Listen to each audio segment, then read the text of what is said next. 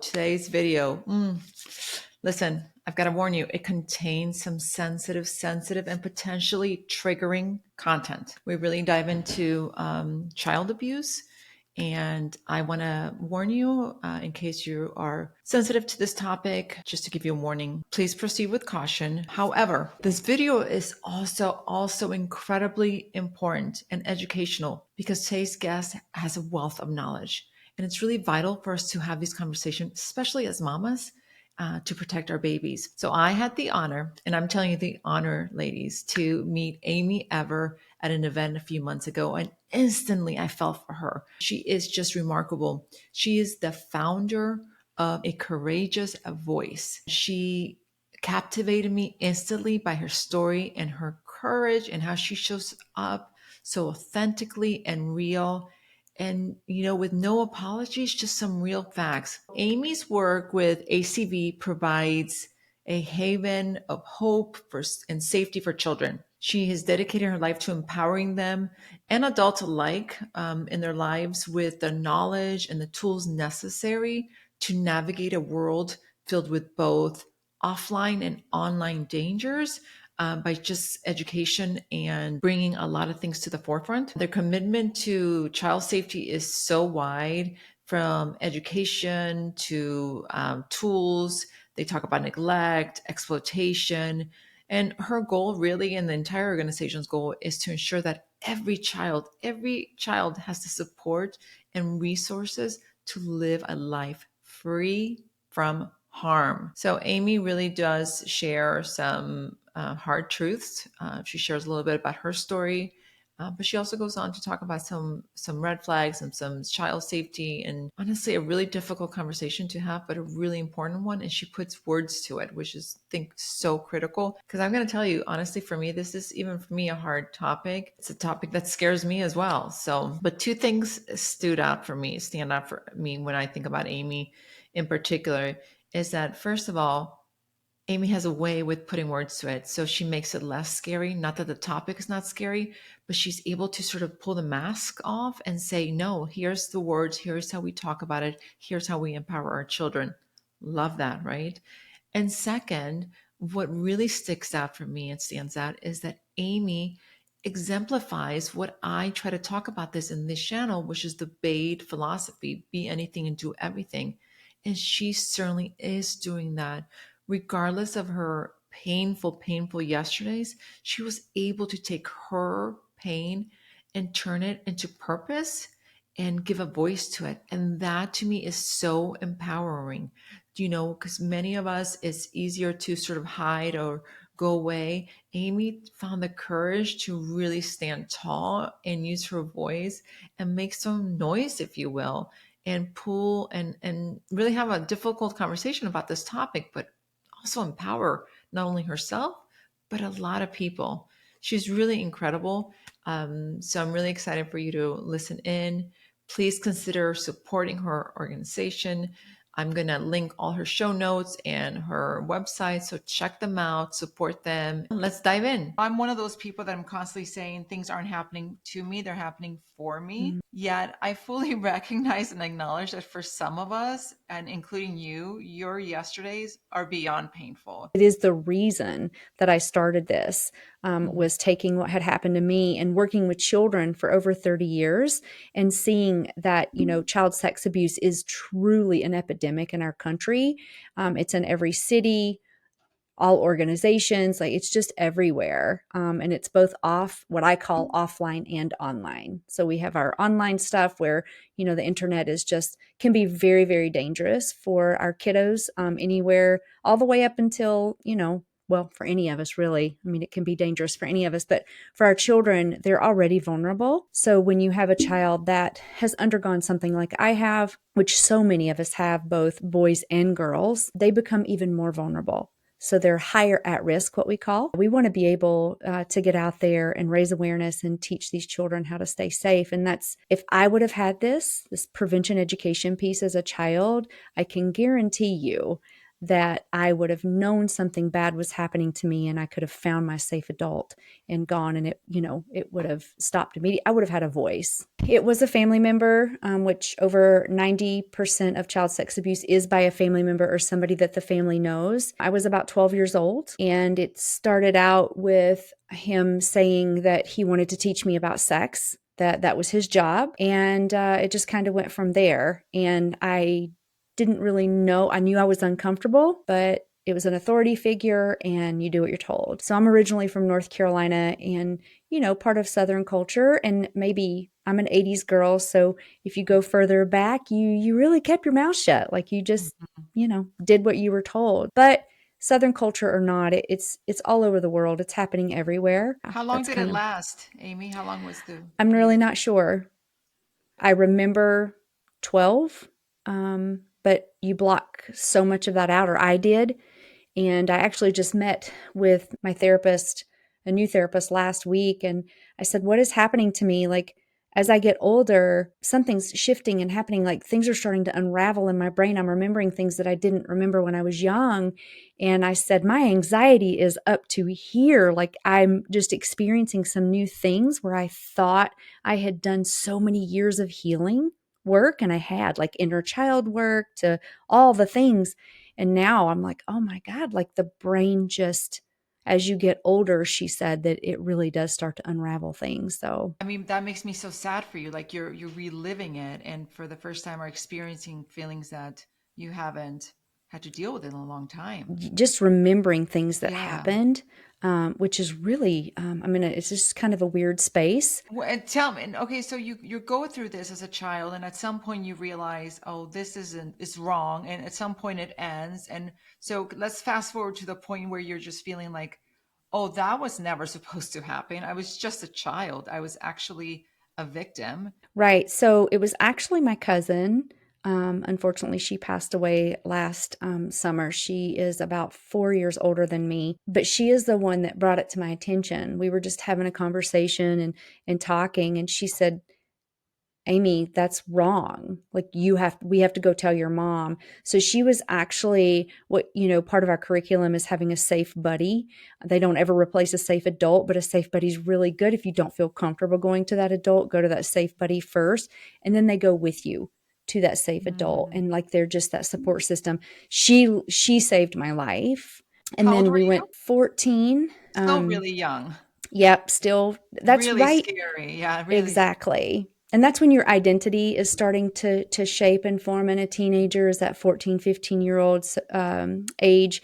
But then we went to my mom, and my mom did something that a lot of mothers don't do. She believed me, and she immediately we left. We got out of that situation, and she had no idea what was going on. And it's not something that you want to believe your spouse is doing to your child. So yeah, so my brother and we immediately left, and then it was on from there. I know she did go to the sheriff's department, and the sheriff basically said, it's her word against his. Nothing's gonna ever happen. I went from being an honor roll student to completely failing, and ended up homeless at 17. So I mean, that was just so it sounds to me like that was just this like the surface. That there's really years of pain.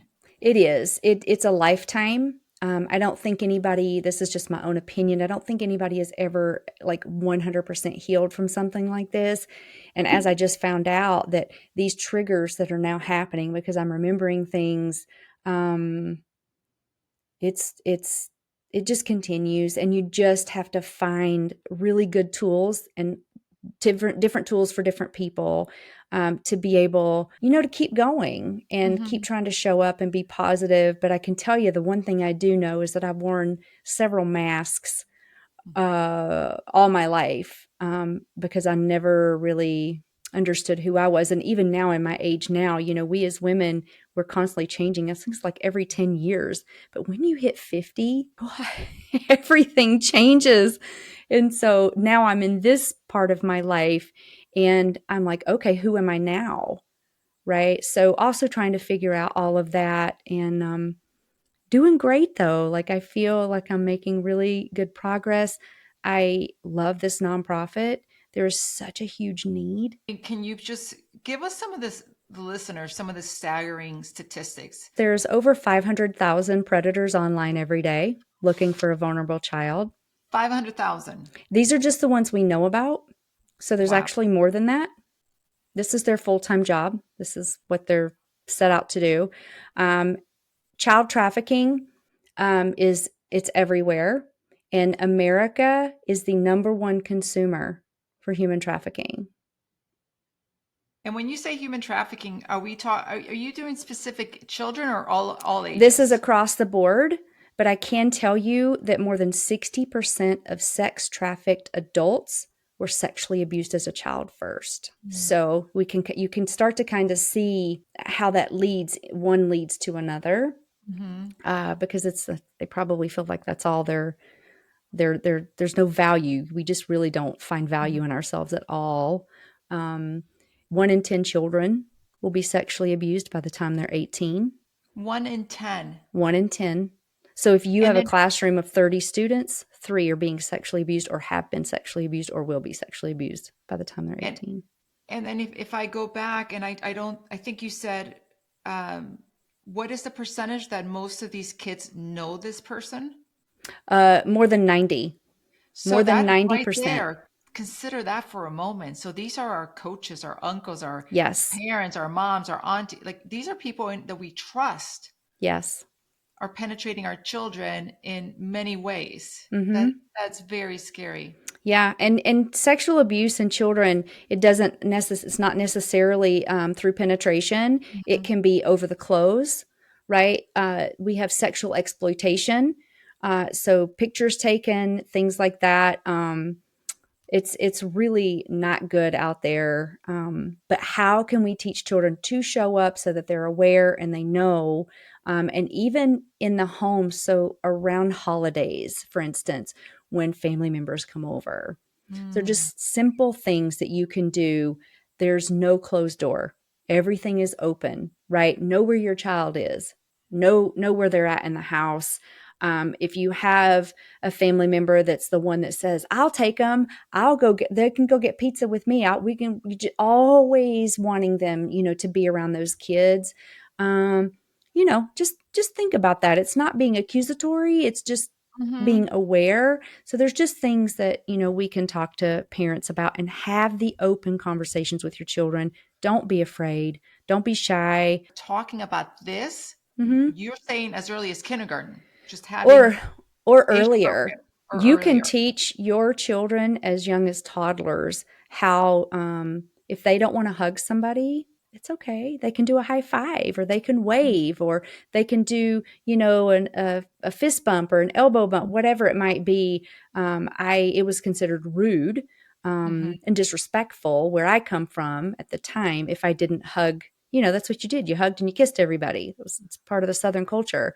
And your child should not have to do that if they don't want to. But how do you know your child is uncomfortable unless you're having that conversation with them? So those kinds of things that are simple, easy things that you can teach your child very, very young.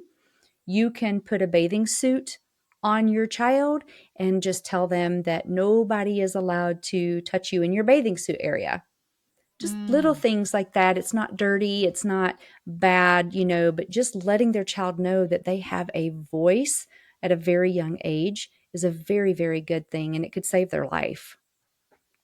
Yeah, and I think what you're saying about, just if I'm hearing you correctly, about empowering them to say even a hug that from a perfectly innocent person, but it empowers them to speak up and say, and I'm setting my boundaries now, and people are respecting me at Yes. age 2 or 3, then they can take this on for their lives. Absolutely. And you have mom, dad, whoever that I say safe adult instead of trusted adult because safe has a very different meaning. Um, Safe is you can let your guard down. Safe is like I'm good. As trusted, I don't know. That just Mm. you can trust somebody, but it's just different. Safe is you're good. Like you're really, really good. So we use the word safe adult.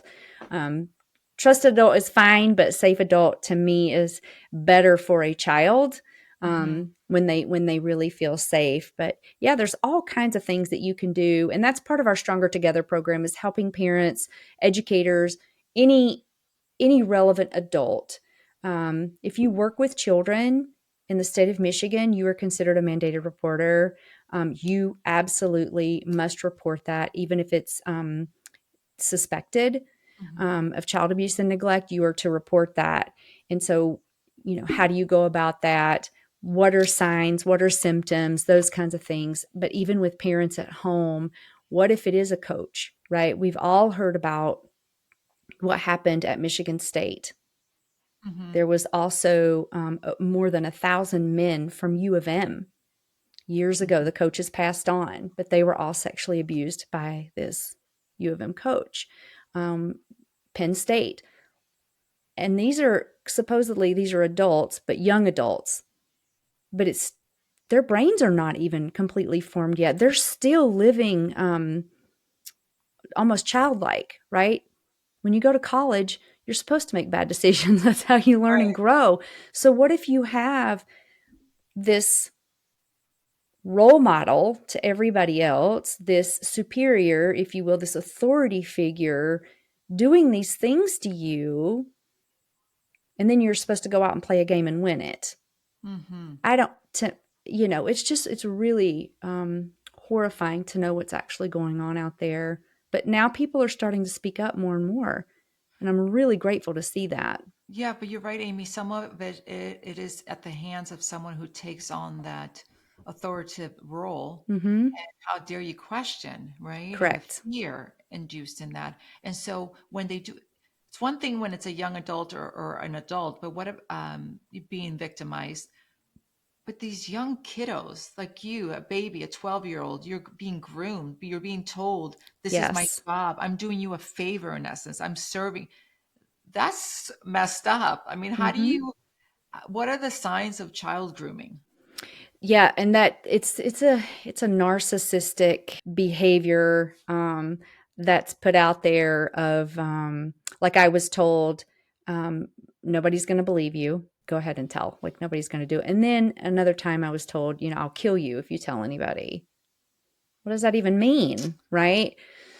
So a lot of that is if they're buying a lot of gifts, if your child is receiving a lot of gifts, money, if you have especially our foster care children that are like phasing out of the foster care system, or they're in those teenage years, you might have somebody that is like, I'll give you food, I'll make sure you have a place to sleep, you'll have a beautiful home, I'll make sure you're all taken care of.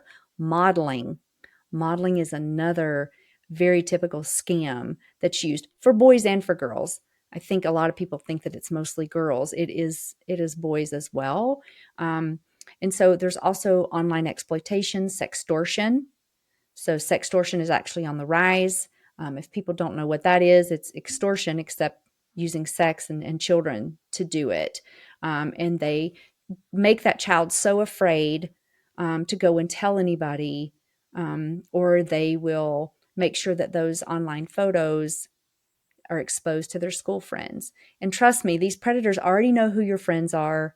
They've already friended them somewhere, either through Instagram, Facebook, Snapchat, wherever it might be. And we can't keep up with all the apps that are out there, all these social media platforms, but what we can do is teach our children how to protect themselves, or if they feel uncomfortable and they can't do it themselves, come tell me and let me take care of it.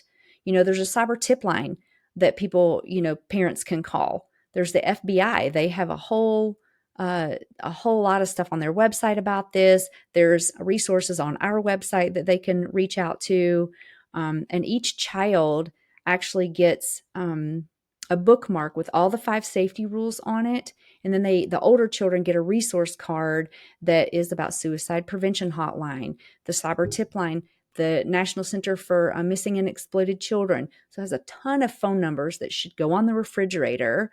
And obviously talk to your parent about that, or parents. How do listeners get involved? How can you mentioned Top Golf? You mentioned different events, buying candles? Give us the whole lowdown. Yeah. So I actually just finished a whole web page around this about taking action. And there, I think there's 6 different ways that you can actually get involved. If you want to volunteer, there could be long-term or short-term volunteer opportunities for you. If you wanted to do a fundraiser for us, have at it. I am happy to support in any way I can.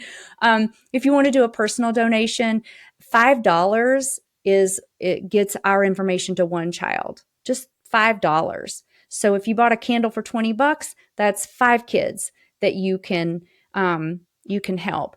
If you were a business and you wanted to donate $2,500, that is an entire school that we can go and Wow. teach at no cost to that school. So sponsorships are huge, right? So all the money that we're for our fundraiser for Top Golf, all of that goes right back into our Kids Voices Matter program. There's also advocacy.